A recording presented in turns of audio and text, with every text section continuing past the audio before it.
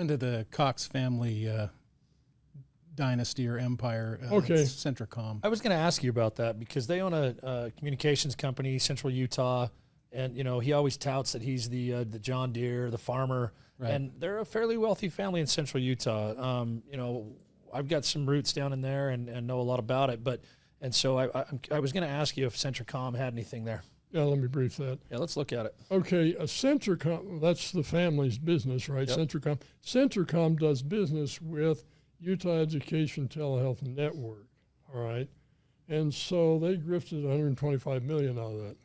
$125 million? $125 million. $125 million to his family empire. $125 million.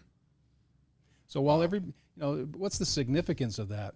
So while everyone was starving, trying to make ends meet during COVID, trying to keep a job, decide whether they're going to take a toxic shot or not in order to keep their job. Being shut down, having their business closed. Right. Committing suicide. Our suicide rates went through the roof. This vampire was sucking off of the trough of their misery. And running around maskless. Yes. While telling us just wear the damn mask. Just wear the damn mask, yeah. In his own words.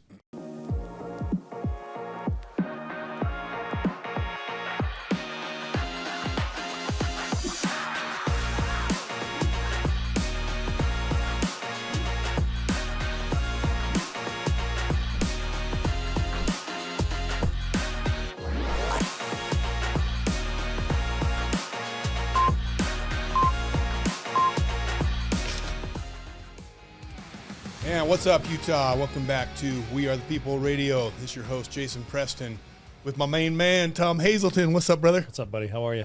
It's been a little while. It's good to have you back. Excited. This is a good show we're going to have today.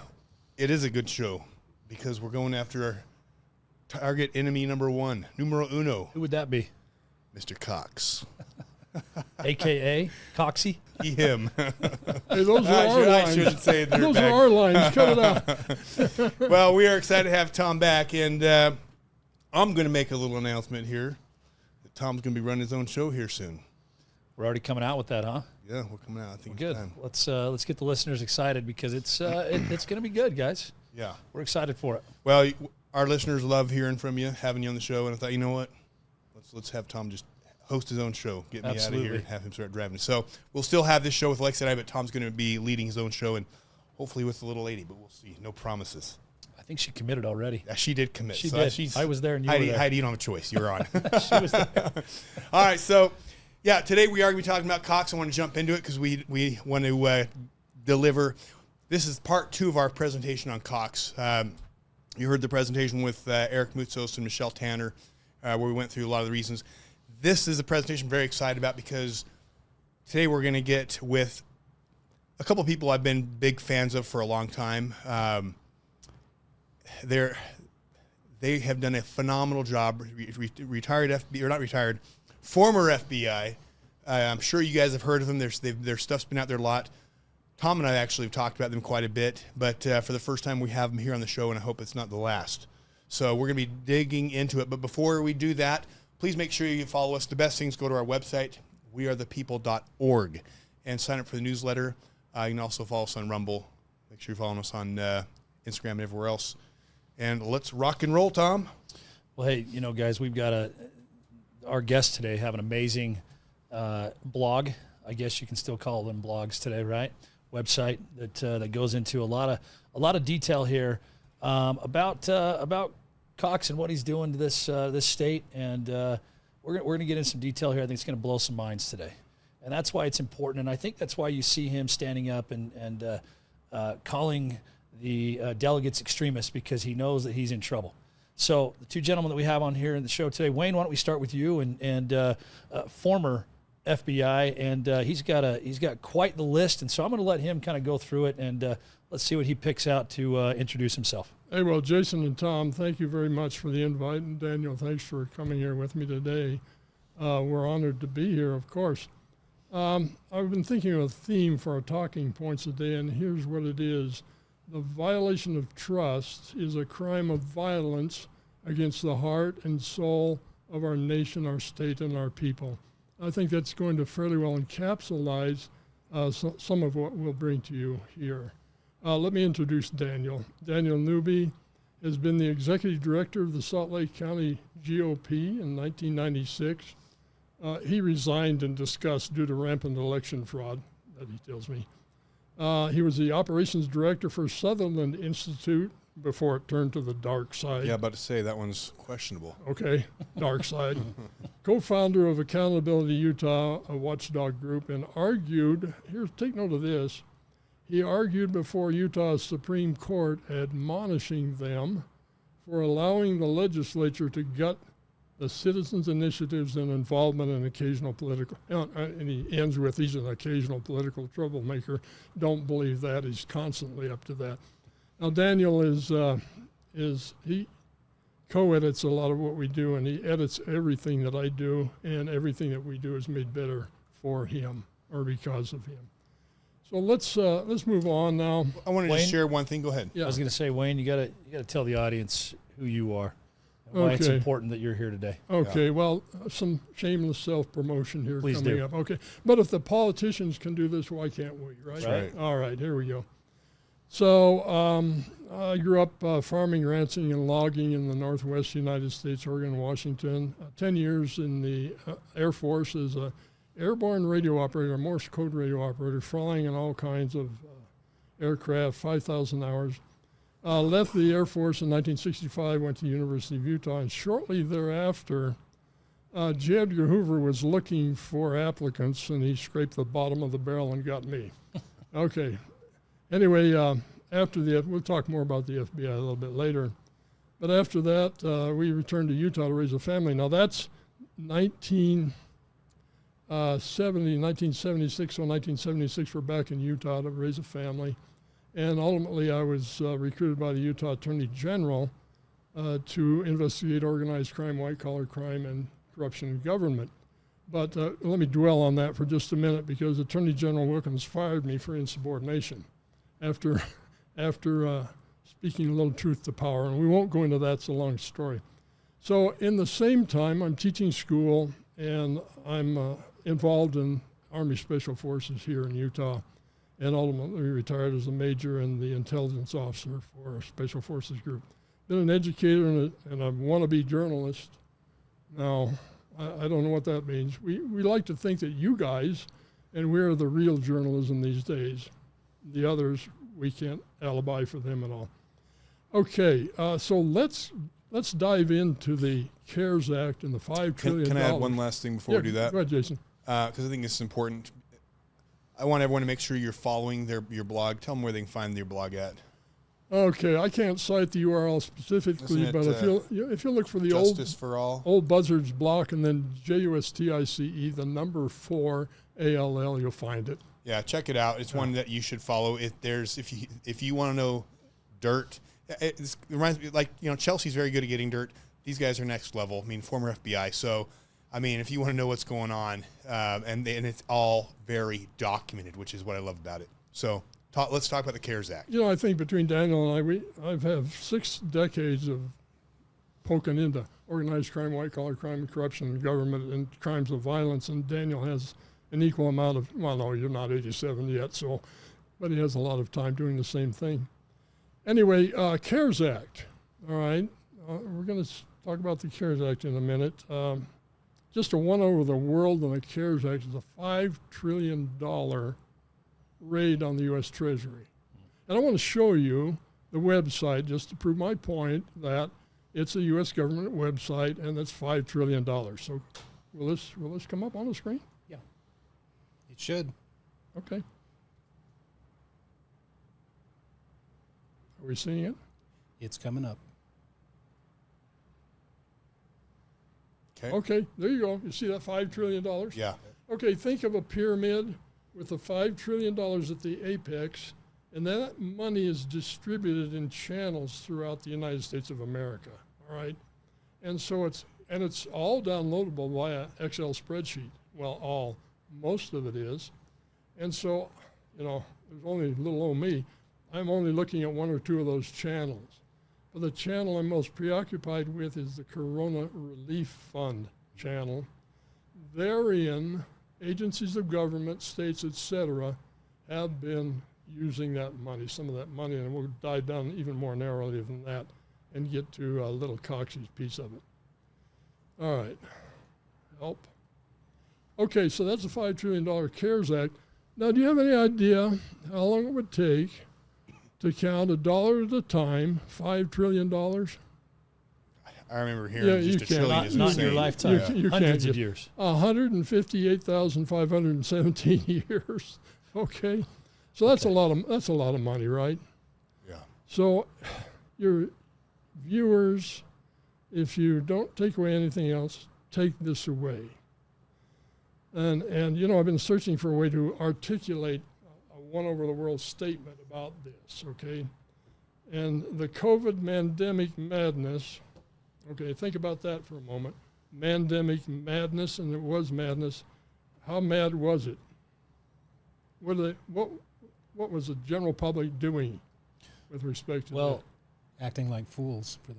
Yeah, chaos ensued, and you know, like the left says, don't ever let a crisis go to waste. I'm gonna play that video, and Good, that's Derek good. Miller. And that's what they did here. That's exactly what they did, and that's why they did it. Absolutely.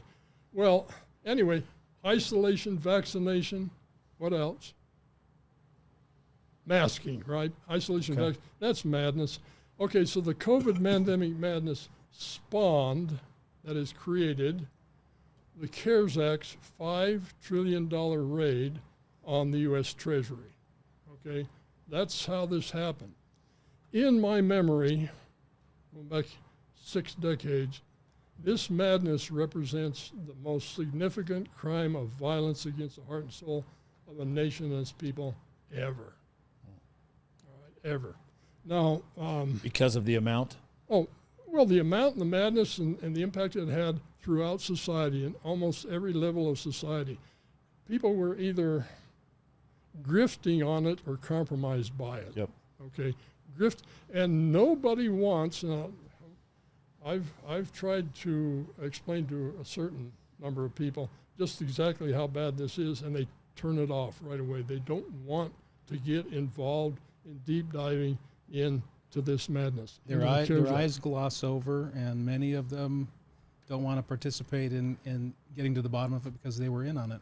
They were in on it. Okay. So anyway, why do I think I'm qualified to talk about crimes of violence?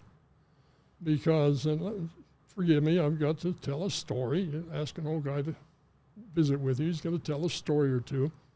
Okay, so you're not old enough to remember the Patty Hearst kidnapping? No. I've heard of it, Okay. but I don't remember it. Newspaper heiress Patty Hearst was kidnapped in the 1970s by the Symbionese Liberation Army, a bunch of radical leftists. Anyway, so not with her, but with a part of this group in Sing Q, there was a big shootout in Los Angeles, all right? And so it was the Symbionese Army in a house shooting out at the FBI and every other law enforcement officer and agent in the world, and it was a big brouhaha. Anyway, I happened to be standing there looking over the shoulder of an FBI agent who deployed CS gas into that house, knowing full well it was going to burn them out. So here he is, judge, jury, and executioner. Okay, crimes of violence against the heart, soul, and nation of the people ever, because lack of trust. Okay, let's go on to another one. Waco, you know Waco, don't you? Sure. Waco, FBI, the ATF, Delta Force, in there just burning men, women, and children alive.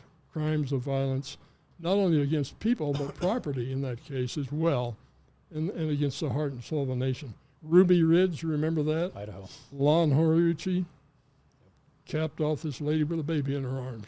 Right, sniper.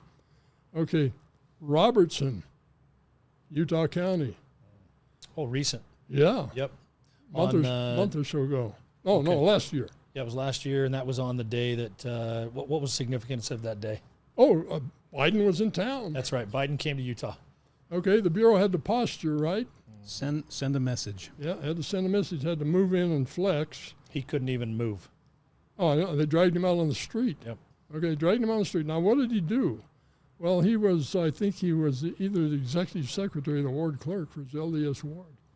Are there ways of resolving issues like that using, just following the old mantra, doing what is reasonable and necessary? My understanding is he exercised his freedom of speech.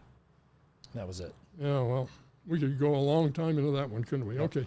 Anyway, there's Robertson. And then let's flash back to Watergate. Now, we're still kind of building a platform for why we think in terms of crimes of violence against the people.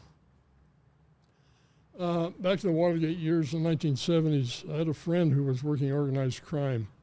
And he had a wiretap on a sensitive Teamsters telephone line. And it was picking up information incriminating of Richard Nixon's relationship with organized crime and the Teamsters Union, the corrupt Teamsters Union. Well, he came to me after a telephone conversation in Washington, D.C. and said, "Wayne, they turned off my tap. They turned off my tap." I said, "What's going on, Mel?" Normally, these guys would never come out of their compartments and discuss either sources or highly classified information. But Mel came out of his compartment. He said, "Well, I just got a call from A.G. Mitchell, Attorney General Mitchell, the indicted Attorney General during Watergate, okay? And he's ordered me to turn off the tap." Okay, a crime against violence, a crime of violence against the heart and soul of the nation. Trust, a violation of trust there, okay? So here I am, this kid from the sticks, an FBI agent working bank robbery, kidnapping, and hijacking, just loving life. And suddenly I'm confronted with really some of the things that are happening in government that I didn't like to see. Okay, so we started with the pyramid, the pinnacle, $5 trillion. Now we're drilling down into this fund called Corona Relief Fund. And so here's a look at the fund and the amount of money in the fund itself. Total fund, they're down here, you'll notice they're 208,000. Whoops, that's the wrong one. This one. Okay, there are 208,000 Excel, 205, actually 208,000 Excel spreadsheet lines. Wow. So what do you do with a massive data like that? Well, you begin to deep dive into it. I've been looking at spreadsheets, although I'm not an accountant, I've been looking at spreadsheets for decades, and so I start to look for anomalies, red flags, and smoking guns. What is an anomaly? What's going on? So I isolate Utah from that. And so here's Utah. And right away, I'm going to tell you, I noticed an anomaly. Are you okay with this? You okay with where this is going? Yeah. That's what I want to hear. Let's go. I noticed an anomaly. It's called the Executive Office of the State of Utah. So I looked high and low. I checked all the Manning documents for the state. I checked the legislature. I checked here and checked there. Finally, I found out who manages this fund and where it's managed. It was managed out of the Governor's Office of Management and Budget by a young gentleman. I won't use his name. I said, "Say, who manages this?" Push his mic towards him. Okay. Okay. I said, "Say, who manages this, by the way?" He said, "Well, I do." I said, "Okay, so who controls it?" He said, "The governor controls it." I said, "You sure?" "Yeah, the governor controls it." I won't go into the rest of our conversation. But so here the governor controls this Executive Office of the State of Utah Fund. And by the way, he isn't the only governor. That's why I say that's a monumental fraud, because governors across the nation have access to these funds the same way little Coxie does in our state. So how much funds did he get? Ooh, let's go. Okay. Now, how Over much? $100 billion, wasn't it? Oh, no, 900 million. 900 million. Give or 900 take. In Well, this. the state of Utah, though, weren't they one of the top grabbers of Oh, money? no, during state of that? Utah is about 1.2 billion. Okay, State of Utah. Wait a minute now. In this channel. in this In channel. the channel we've identified. Yeah, there's so many other channels.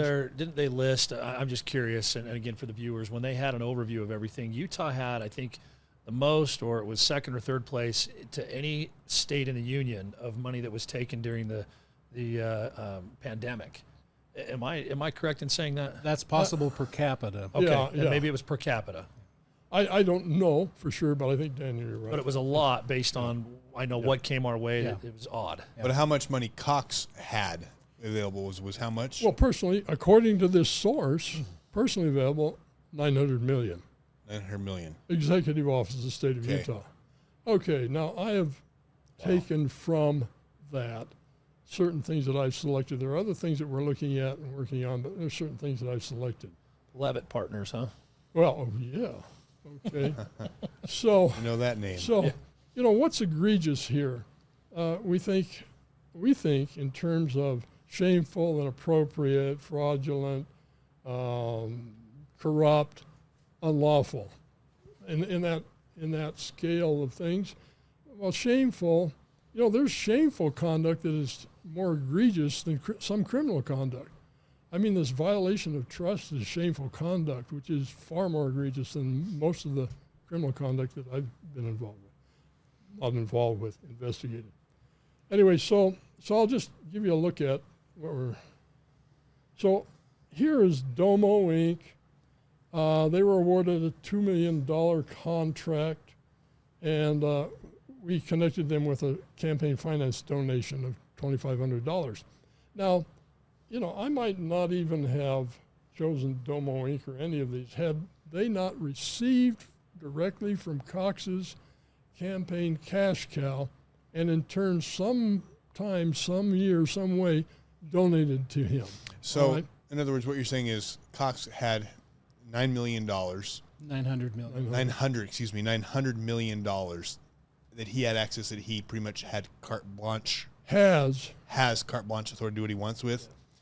And what you're saying is it appears with so many people, you can see he gives them a chunk of money, and in return, they're giving campaign donations. That's the nexus. Here's how pay to play goes. Quid pro quo. Okay, yeah, I'm Wayne WICKIZER, right?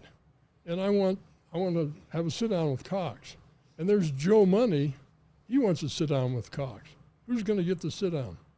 Okay, I'm Wayne WICKIZER, and I have a XYZ corporation, and Joe Money's got his XYZ corporation. Now we're going head to head, looking for the same contract or the same grant. Who's going to get the money? Who's going to get the contract and the grant? The one that donated. It may not be, you know, there may not be a specific statute that addresses that specific set of circumstances, but it's as egregious, it's a violation of trust, nonetheless. And you know what? You know, some of these good fellows are going to look at this and they're going to, pardon my French, they're going to piss and moan about it, okay? They're going to say, oh my goodness, you know, we don't do that for that reason. But listen, a violation of trust, against the law, whatever, you know, we elect these people expecting them to avoid even the appearance of what we're seeing right Impropriety. here. Impropriety. So Naomi Health, he gives them over $2 million, and then they turn around and give him a $50,000 campaign donation. Is that what that is? No. NAMI Health. Yeah. Oh, and NOMI. NOMI, No, let's go down there. Okay, NOMI Health. Okay. And how does he get to decide which companies get how much money? Is there? Oh, I don't know. I don't have the foggiest idea. There's very little detail in the record. Okay, do you see that 14,329,117? Yeah. Okay, so that's the sum of these figures, and NOMI Health. There's NOMI Health. There's Follow the Money, and let's see. Okay, there's candidates. Click on that. There's DeSantis got 152,000. Spencer Cox is next in line for 50,000. You see that? Wow. Is that clear? Yeah. Okay, these are our data sources. First of all, we got the raw data from Follow the Money's the CARES Act, and secondly, we got the raw data from probably the most credible source around, which is followmoney.org, and they like us, and we can download their data in Excel spreadsheets for free because they like what we're doing. So anyway, that's enough of that. Okay, so let's go back. So there you go, 50 grand. Did we go over? Oh, Levitt Partners. I couldn't find any place where Levitt Partners had donated to Cox. But, you know, isn't this unconscionable that a governor grifts from another governor? I that would gag a maggot as far as I'm concerned. Well, and then then Cox's mentor, Gary Herbert, referred to himself as Available Jones. Available Jones. There's another cartoon reference. Did you guys see our visuals, Dog Patch? No, but did he give money to him too? Well, Gary Herbert sat down with some of the top lobbyists in Utah. I got the audio. We'll hear the audio. Okay. Yeah, and basically said, for the price, I'm your guy. I'm Available Jones. Oh, you have that? I'd love to hear. Oh yeah, that. I got the audio. Yeah, we'll listen to that today. Get very specific. $1 million before June 1st. So I need gala money in before June 1st. Commitments that have been made, like Parent Medical, Express Guard, we need it in now. We have some awesome events coming out. Our golf tournament is sold out. We just scheduled another one for June 13th. We have a brand new healthcare roundtable that we expect Select Health will be a major sponsor of. Levitt Partners is hosting, and Dave and Dirk are helping me plan one as well. I also want to thank Spencer Stokes and Paul Rogers for paying for your breakfast today this morning, and I'm ready for that. So Doug Foxley, we gave him 2 hours. He paraded 7 clients in at his office. We went to their office, 20 minutes, collecting checks, talking specifically about their issues. We're not going to do that for $1,000, but that's something. Talk to me, we'll schedule it. They can come and have 15, 20 minutes with the governor. And anything we can do to get that gala money. Just so you know, because this will be unprecedented for me, because I am going to be going on the IDF campaign for the next few weeks. The state's going to be run by Justin, Lieutenant Governor. So I will go anywhere. I will meet with people, come to your office, you bring them in. We will give them quality time, but we've got to raise the money. It's always stands with us. We've got to raise the money. So. What's also regarding Patriot Punch and issue and getting the money at the same time? Okay. My clients would not have good health insurance. So Perfect. You really just want to talk to the plan.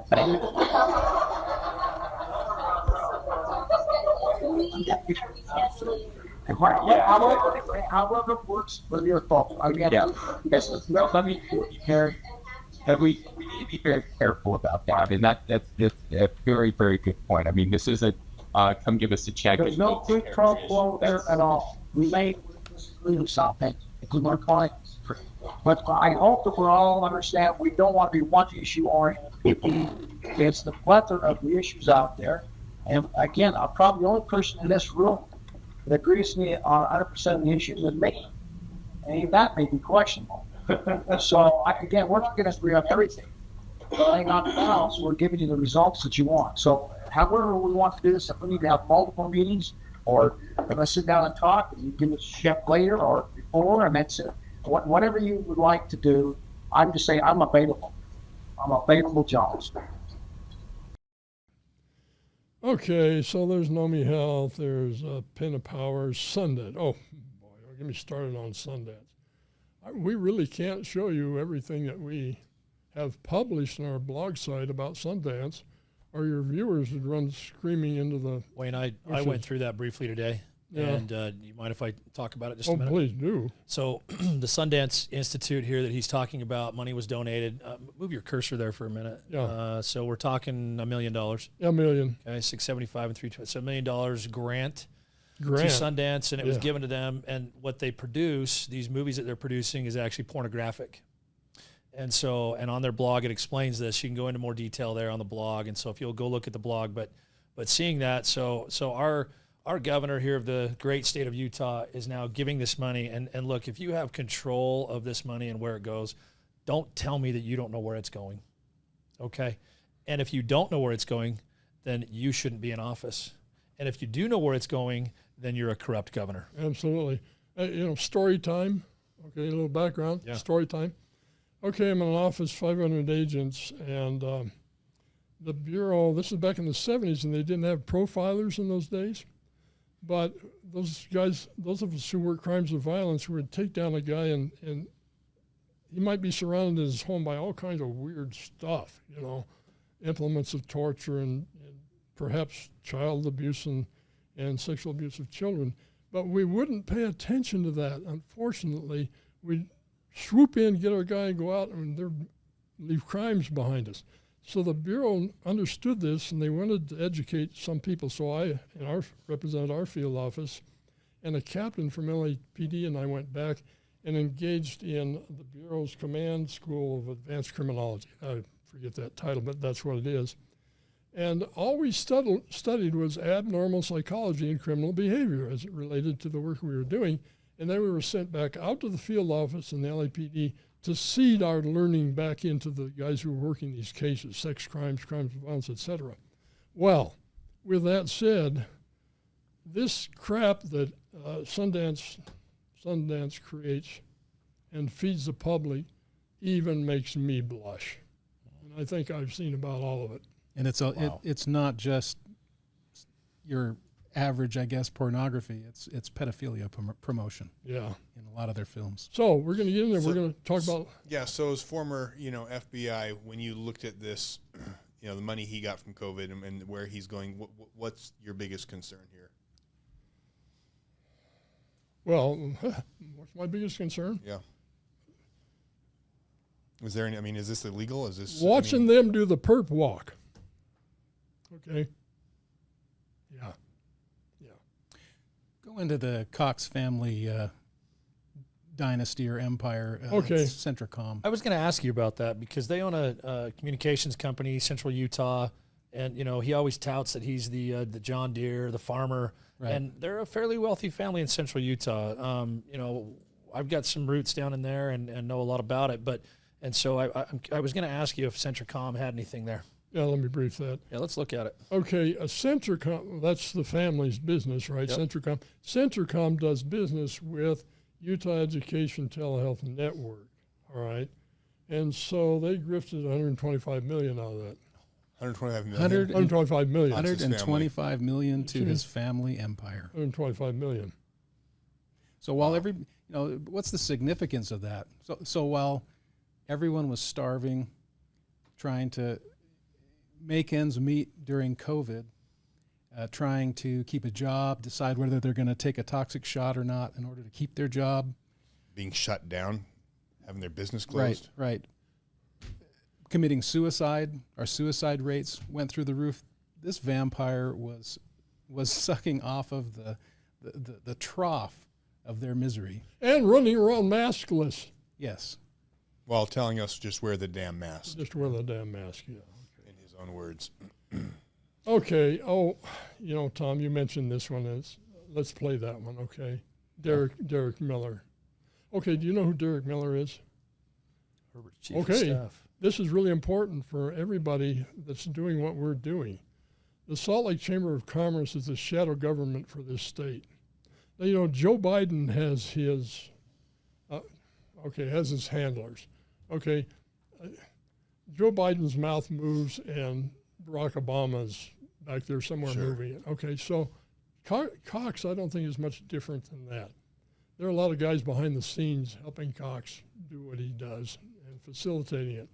Well, the Salt Lake Chamber of Commerce is right in there in first base. Derek Miller's one of Herbert's former chiefs of staff. He's the CEO and president of the Salt Lake Chamber of Commerce, and he was Utah's COVID financial czar. Now, if you get a chance, I could show you all the folks that are on the Utah Economic Response Task Force. And there are all those folks that we've been looking at, all their corporations that we've been looking at for a long, long time. So they're on this task force, and Miller is kind of Miller chaired that task force. It would take me hours to go into the visualizations of what I've found with respect to Miller and this bunch's involvement. We won't do that today. Okay. I won't click on that. Let's click on this video.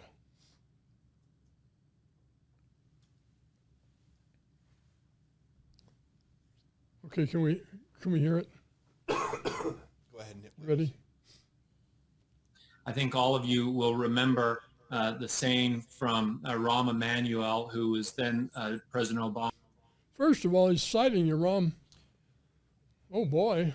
Why don't you That's just what I was say trying to find is the the originator. The devil says, okay. I'm Emmanuel. Obama's boy. chief of staff in 2008 when he said, "Never let a good crisis go to waste." Now stop.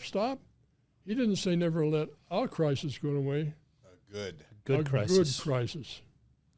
It was actually, is- one of the originals. I mean, Winston Churchill said it, but the one that made it famous was Saul Alinsky. Oh, was he? Rules for Radicals. Rules for Radicals, who dedicated his book, Rules for Radicals, to Satan. the first radical, which was Satan. So that's where he's quoting from. Yeah. Okay. All right. Is not the one who coined that. Oh, by the way, he's the stake president that presided over Orrin Hatch's funeral. Surprise. Okay. Anyway, I should have prefaced Orrin Hatch with opioid Orrin Hatch's funeral. I'm sorry. There's another story. Quote. He was paraphrasing a quote from Winston Churchill in the middle of World War II, when Winston Churchill shared that sentiment that you should never let a good crisis go to waste. Okay. Anyway, that's that. Let me go back here. So there's that one. We could deep dive into the Utah Economic Response Task Force and show all those people that's not here. So we drilled down into the Executive Office of the State of Utah. We did that. We could talk about Utah, the second most corrupt state in the nation. I'd like to go back to the implications of this. So basically, you have a mob boss for Utah who has almost $1 billion to buy people out. Yeah. And I'd like to apologize to the mob for slandering them, because when you pay the mob protection money, you actually get protection. But when you pay this regime money, they just take more and more of it and give it to their little clique of buddies. And that's what happened here. Is we had a mob boss, again, sorry mob, who was able to swindle this money from the taxpayers and then use that money to case by case go to elected officials and corporate CEOs and lobbyists and say, hey, I'd really like you to look into this project. And by the way, we have a check coming, for $125 million. I mean, one thing I think we've learned is there's no such thing as free money without strings attached. And I think it's, one of the things I find very interesting about Cox is he was not that popular when he ran the first time. And he had a lot of opposition. And he barely won with 33% of the vote. And I find it fascinating that so few people ran against him, especially establishment level. Like no establishment people, ran against him. And he's very vulnerable. Oh, You have outlier Phil Lyman, who's crushing it going against him. But he's not establishment. And normally you would have a couple big players, but it just shows how powerful this mob boss has become. Yeah. Oh, boy. There's really, he captured the market. And that if someone from the establishment had run against him, it would have been to pull out, to make it appear like there was opposition. But he was too weak for them to even do that. You realize when he got in 20, that was at the beginning of COVID, the first 6 months or whatever it was. Herbert's the one that started this. And He went out. He is not spotless in this at all. I know that for a fact. Oh. And so all he did was train up Cox and whoever Cox has in the background, his handlers, if you will, because I promise you he's not good enough to do this on his own. Yeah. So we need to look at, Cox has his start, but it was Herbert that got him going. I mean, and how crazy is it that when Cox was running for office, he was overseeing the elections. He was lieutenant governor. Yeah. I mean, it's like no one brings this stuff up. And now who's That needs to be overseeing given it? to the AG Yeah. Oh, boy. Okay. or Secretary of State. Secretary, we need to replace it. That with Lieutenant the General Secretary. should not do that. That's right. But They this, should recuse themselves. right, and this also shows why Cox and Herbert were so resistant to scaling back the edicts and mandates. Why they jumped all in and tried to push it as hard as they possibly could, because they needed the pandemic, the scamdemic, to keep getting the money. Well, they're feeding the cash cow. Right. That's exactly Right. what they're doing. I want to say this real quick about what happened during that time.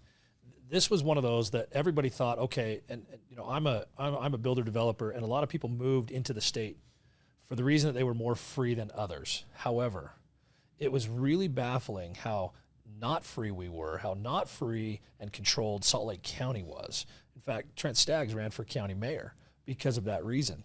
But there was so much that went on that was corrupt, that was backwards, and it didn't make sense in the state of Utah being red. And then we obviously all found out what's happening, and this is part of it. But I think the good thing and the silver lining about all of this is how many people did it wake up to the awful situation of what's happening in the state of Utah. This may be unpopular, but I think Cox has done more for the cause than all of his predecessors combined in just one term.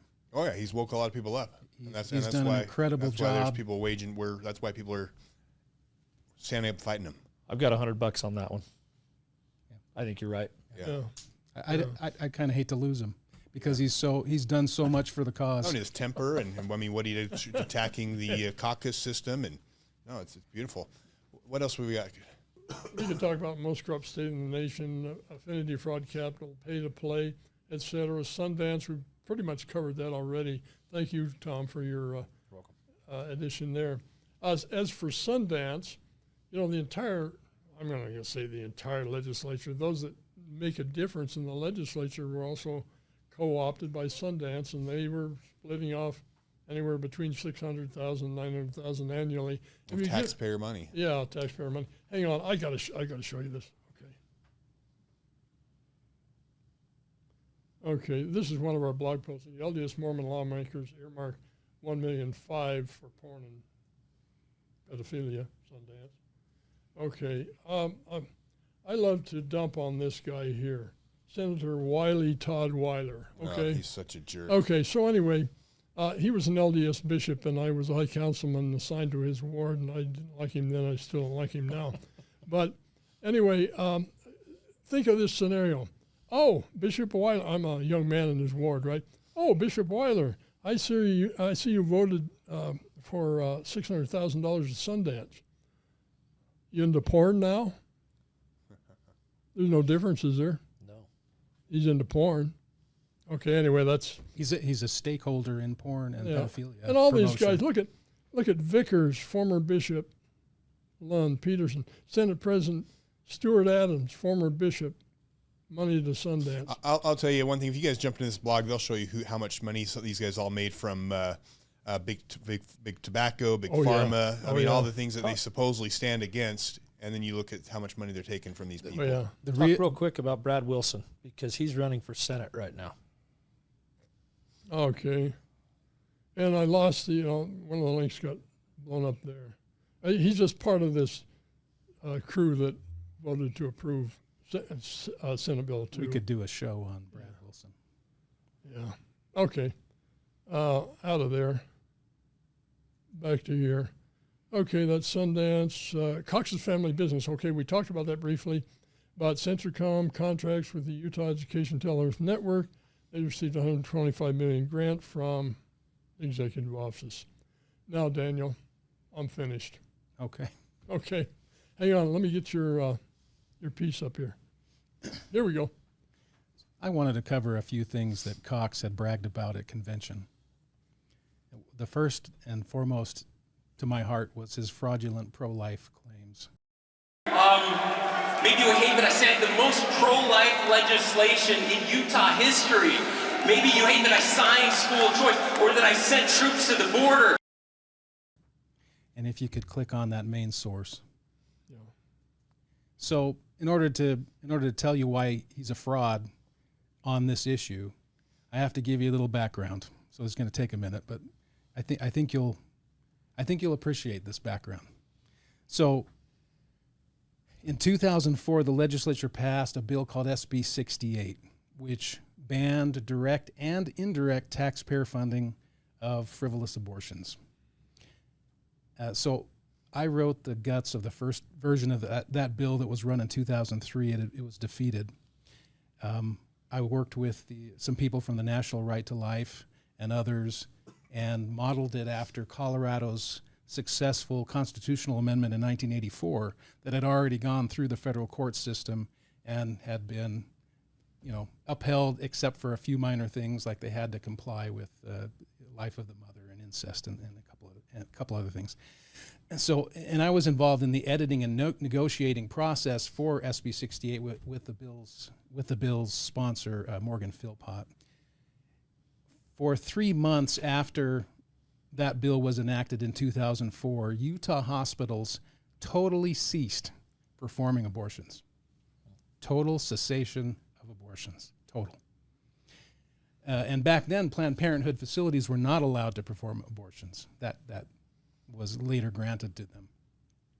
But from May 2004 Salt Lake Tribune article titled "Abortion Curbs Might Be Eased," here's the quote.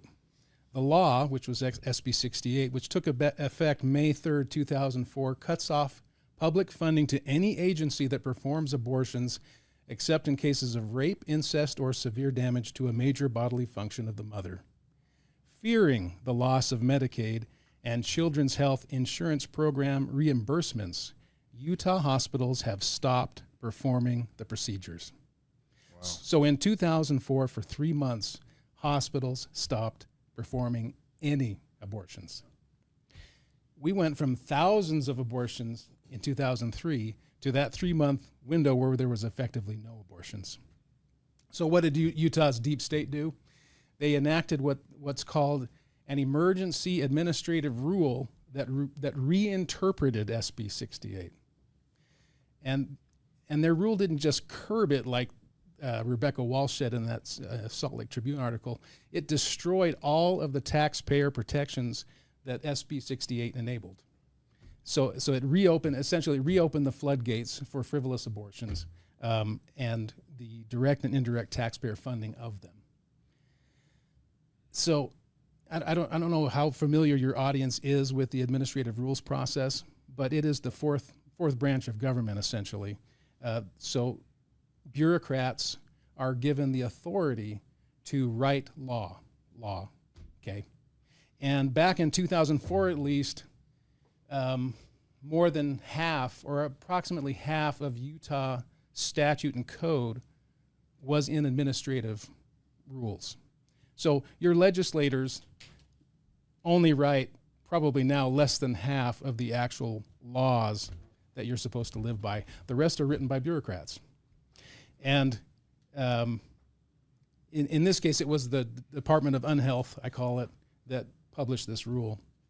But so the only check on this bureaucratic power effectively is that every year the legislators have to reauthorize or renew, essentially, these rules.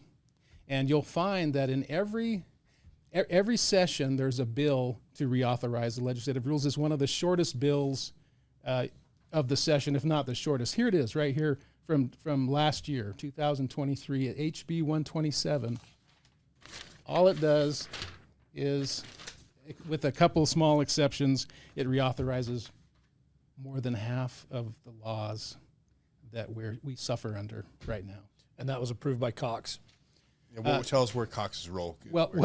Well, that brings us back to Cox. Okay. So it's the legislature that reauthorizes the rules. But Cox, as the chief executive bribe taker, he is over the executive branch. He is over the Utah Department of Unhealth. So he lords over these agencies, appoints their top people. He could at any time rewrite that rule and bring the protections that SB 68 put into place back into place. But he doesn't. Why doesn't he? Because he's part of the deep state. Yeah. So for him to even pretend to be pro-life, to me, is offensive, because we stopped abortions. Because he, with a stroke of a pen, could actually stop abortions. With a stroke of a pen, without any legislative involvement, he could today stop. He has the authority to do that because it's an executive branch. Right. With SB 68, is that right? Yes, through an administrative rule, or he could just eliminate that administrative rule, just strike it. Okay. Okay, Utah Department of Unhealth, you're striking this rule today or you're fired. Gotcha. And it would be done. And to give you another little insight into his actual, abortion zealotry, when Ruth Bader Ginsburg died, he wrote, he tweeted, RBG, Ruth Bader Ginsburg, was a badass, and I want to be more like her.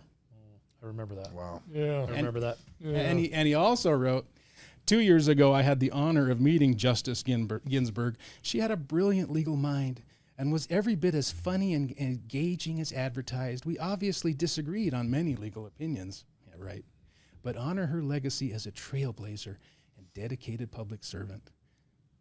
That's what he thinks of abortion. That's what he thinks of the unborn. So I wanted to cover that because when I heard that, I wanted to throw something his direction. But the other claim that I wanted to let people know about was his supposed right, his supposed support of the right to keep and bear arms. That too is a total farce. He said in his speech that he signed constitutional carry. Didn't he say something like, "You're mad at me because I granted constitutional carry"? Right. Okay, I remember something like that. Right. Right. Maybe you hate that I signed constitutional carry. Right. Well, first, it wasn't constitutional carry. There were many exceptions most people are unaware of, including schools. That there's a federal restriction on schools, which they could have bypassed by offering a free shall issue license to anybody who asks for it. Churches that want to opt out without posting signs on their property. Public transit, state and local courthouses without even offering safe storage, right? And others that we don't have time to go into, but there were a lot of exceptions to the so-called constitutional carry. Another one, a really big one actually, is that open carry citizens, so if you have a open carry pistol in a holster, you have to get a government permission slip in order to have a round chambered in it. Oh, really? Yeah. Yeah. Say what? So Why if open you- carry I then? didn't know that. So it's open carry as long as there's no ammo in it? you can have ammo in it, but you would have to rack the slide or pull the trigger twice on a revolver to get to a live round. Which Okay. I don't have too much of a problem with that, though. I don't either. But what's to say that let's say someone's scared, they call the police, hey, this guy's open carrying, even though it's law in Utah, you can open carry. Corrupt cop or somebody takes it from him and says, hey, there was a round. chamber. There was a round in the There was a chamber. round chamber. It's just an invite to molest people. Correct, and that's what I'm saying. That's the problem. Yeah. Okay. But the other problem is an average gunfight lasts how long, Wayne? Oh, well, no, within 10 feet. But how long does it Well, last? just seconds. Yeah, it's Well, 2.7 seconds. So Yeah. if you're already responding to a threat, so they have the edge on you. You have to pull your weapon, chamber around, and then you can respond. Yeah. You're dead. It's a lethal requirement. So anyway, wanted to just cover that. So it was not a constitutional carry bill by any stretch of the imagination. And this is the good part. So back in 2003, when he was a House member, a little coxy. So there was a bill that passed. It was HB 76. It passed the legislature, and then his mentor Herbert vetoed it. Citizens weren't very happy about that, so they demanded that the legislature hold a veto override session. The legislature voted in secret not to hold a veto override session. So they passed the bill, but they wouldn't hold a veto override session. So the citizens weren't happy about that either, or the fact that, why are you guys voting in secret? This should be done openly. So they demanded that the House and Senate gang of crooks reveal the vote to the public, and they refused. So during this battle to reveal their votes, Cox, as a member of the House, wrote a secretive email to Gary Herbert's chief of staff, Mike Maurer. I don't know if you guys know much about Mike Maurer. We know Mike Maurer. He- He was in the interaction with Smart Cities with Cox. He was one in the background. He is a lifetime slimeball, and is now Cox's senior advisor of community outreach and intergovernmental relations. That's how he talks. Yeah. He's the one that said anyone who says that Utah is a smart city is a liar. Oh, He called his boss a liar then, didn't Yeah. No, anyone says Utah is a sanctuary state is a liar. Oh. That's what he said. Anyway, this is Spreading falsehoods. So a citizen did a Grandma Freedom of Information request, and this is what Cox wrote to Mike Maurer. It was great to talk to you today. I thought you might be interested in my thoughts on HB 76. This document represents my thoughts on why I was wrong and Governor Herbert was right. It is fairly long and detailed by design. It is still a work in progress, but I want to be prepared in case my switch vote becomes public. Thanks for all you do. So, in other words, Cox votes publicly for HB 76 and then privately votes against HB 76 and was afraid that his vote would become public. So he prepares a document in case it does become public. And so that's why I like to call him a switch hitter. And it's also why he hates Grandma so much, because he was exposed. And by the way, to end that story, another citizen did a Grandma request and got the vote and made it public, publicized the vote so that people could hold them accountable. And a lot of people who voted no on the veto override either got their asses kicked or had a much harder time getting reelected. So that's why Grandma and Freedom of Information Act statutes are so important, and why Cox and deviant Deirdre has made such a concerted effort to destroy Grandma. Stop that. And so for our listeners who are not familiar with Grandma request, let me explain real briefly what that is and why that matters. So it's basically like, the federal government, you have the Freedom of Information Act where you can write and say, hey, I hear there's a record on this subject. I would like to have it. I would like you to share it with me. And then they go through a process and redact sensitive parts if there are sensitive parts. But a lot of information has come out from Freedom of Information Acts. Grandma is the Government Records Management Act. Yeah. In other words, it's important Access for them. Management In Act, other words, yep. these public servants, that's what they're supposed to be. While they're in our service, we are supposed to have an access to the communications they have. Can I insert something here Yeah. from the spreadsheet, if you don't mind, and show you what we're going after in Grandma? All right. So in Coxey's cash cow executive office, there's a subset of information. It's called multiple recipients. Okay. In other words, the subrecipient is not identified. Most of the recipients are identified, but these are concealed, multiple recipients. And there are $284 million going to multiple recipients unidentified. And some of these we're going after with Grandma. We want to know who those people are, because undoubtedly there's some. So there's $200+ million that's hidden that he's not telling us where it's going. And they're not telling us where it's going. And approaching this from the state side, from their websites, we see a lot of this information has been redacted. Okay. Can we do a follow-up on that once you actually get that Grandma I'd request? be delighted to I'd publish love it to to the see world. that. I want to know where that went to. Maybe years from now, I'm going to have to fight it in the courts. Well, because and this is why one of the frustrations with Utah is legally they're supposed to give that in there, and they're making a lot of stink and a lot of effort to prevent us from being able to get the information that's legally ours. For the listeners, real quick, this is not just a state or federal thing. You can also file a Grandma request with your county or your city, your local Any public jurisdiction. servant. Yeah. That's their Anything. job. And a lot of this money has gone to cities and counties, and it's undefined and recorded. Right. Okay. Daniel, Yeah. if you see a place to insert Available Jones, that little video. Let's do that at the end. That's a lot of fun. Okay, swell. So I just wanted to reiterate, Cox signed a weak bill because he needed gun owners to go to sleep so he could pass a bunch of other garbage, really backdoor gun control, and have them stay quiet, right? So he threw the gun owners a few scraps from the table and proceeded with his agenda, which here are some of the examples. And I think people should be aware of this. This is backdoor gun control. He's made the state a sanctuary state, so all these illegal alien invaders who overwhelmingly support gun control, traditionally, they can outvote and outmaneuver the gun owners. He's passed these communist gun control edicts in the form of red flag laws. He's promoting the Orwellian police state. The 15-minute gulags that you confronted him on, that's another. If you can't move with your firearm, you really don't have a right, do you? No. There's no right left.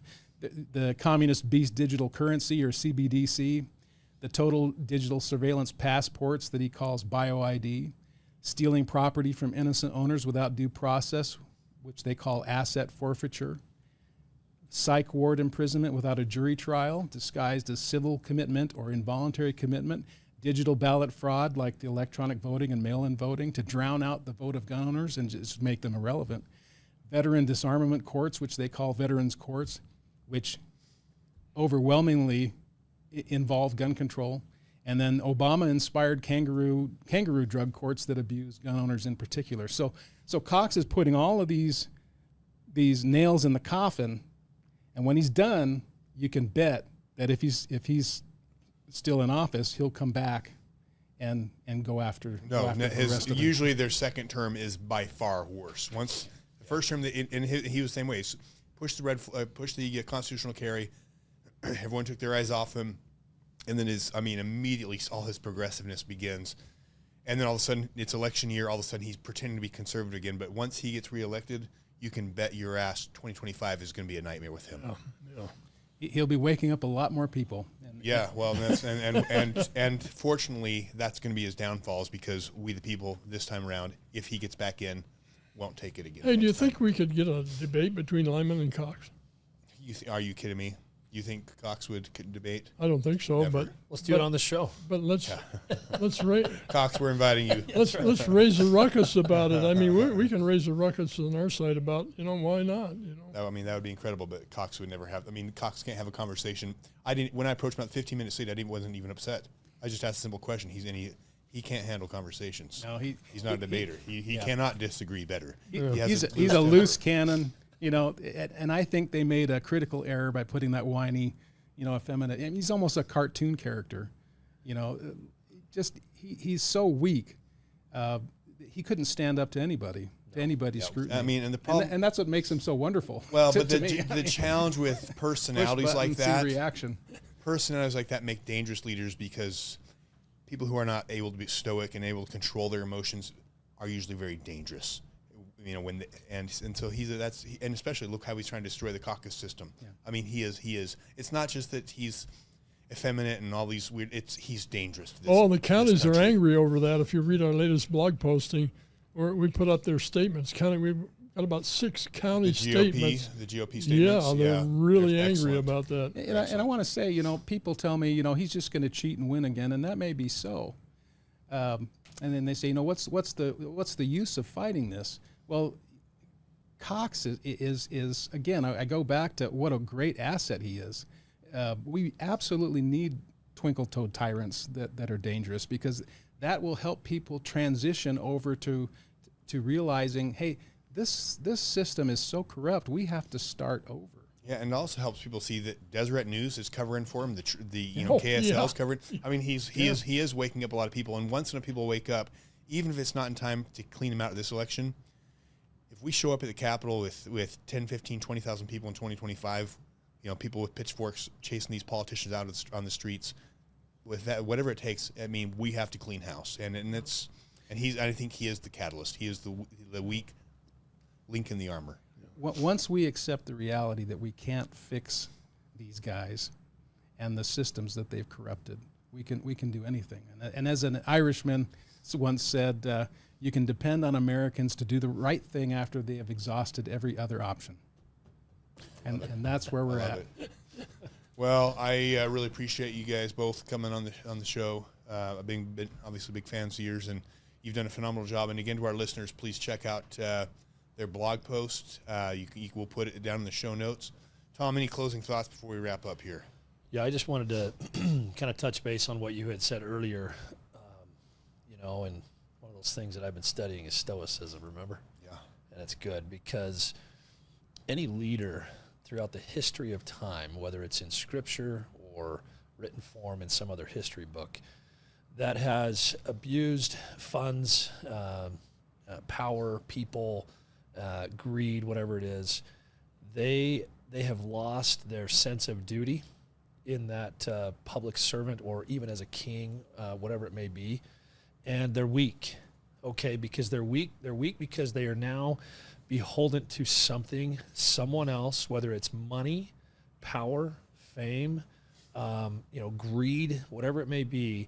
They've become a weak person, and they need this to prop up who they are and what they're all about. And so fast forward to the year 2024 in Utah, and it amazes me and astounds me that this is our governor. Okay, Herbert was not as bad as this, but still bad. Cox is, like you said, has probably done more damage in his 4 years, almost 4 years of term, than any other governor that's been here. Look, I know there's no leader that's perfect, and we're not asking for perfection. But what we're asking for is somebody that actually listens to the people, says no to the federal government, takes our land back. Okay, we're 67% owned by the federal government, becomes energy independent, stops catering to all the special interests, and I can go on and on and on. This is a weak man. He is no man. He is no man of God. I will even say that, okay? Because if that's who you are, then what are you doing? Okay, and you can pander to the people. You can say what you want up there on stage in front of all the extremists that actually voted you out. 67% or 60, whatever, 2/3 voted against him, okay, and voted for Lyman. This is a weak man, and it's a dangerous man. And you're right when you say we need these twinkle-toe tyrants, because we need to wake people up, and that's what this show is about. We're constantly trying to wake people up to the state of Utah and what's happening here in Utah, and it really frustrates me that there are not more people that will wake up. And the reason it's frustrating is because they know they need to do something, but they're not on a hill they'll die on yet. Their lives are still comfortable. So during COVID, things got uncomfortable. It needs to get worse, unfortunately, for people to wake up. And I don't know, I don't like that. I don't want that, and I don't like that. But you get a second term of Cox in here, and we don't put someone like Lyman in, watch out, Utah. We've got something else coming for us. So again, my takeaway from this is we need a good, powerful man to stand up for what's right, the rule of law, someone that actually follows the God, the rule of law, and his conscience to say we want a better place for everybody, and not kicking the can down the road and not be greedy with everything he's doing. And that's the dilemma. That's the dilemma we're in, is because we want that night right to ride in and save us. But we know deep down inside that worse is better for now. You know, as Napoleon put it, when the enemy is making a false movement, we must take care not to interrupt him. And so I know you got to run, but it's a dilemma, because you know the people need more pain in order to respond, but you don't like watching them suffer, right? Okay. Well, I want to thank all of our listeners and our viewers. I really appreciate our viewers, because so many people right now are running around distracted. They have their heads in their cell phones. They're worried about the next rivalry. They're worried about video games, and we're we are Rome. We are so caught up in bread and circus, and we are literally automatons. We're literally zombies we're not paying attention, and while we are watching Rome crumble around us. But you guys, thank you for, instead of being lost in social media, lost in the next big game. Thank you for being invested in caring about your country. Thank you for caring about your state. Thank you for being interested in knowing and wondering what is going on with Cox. Are we in trouble? Are we sliding towards Marxism with this progressiveness towards the LGBT? Are we sliding into the fourth industrial revolution with Utah pushing CBD, digital cash and digital ID, and leading the nation with this digital push towards the fourth industrial revolution? Hats off to you. And I would ask you, you've seen the first show, you've seen this second show, stand up and fight. I have the greatest respect for Phil Lyman. I have the greatest respect for these men, all of these men here.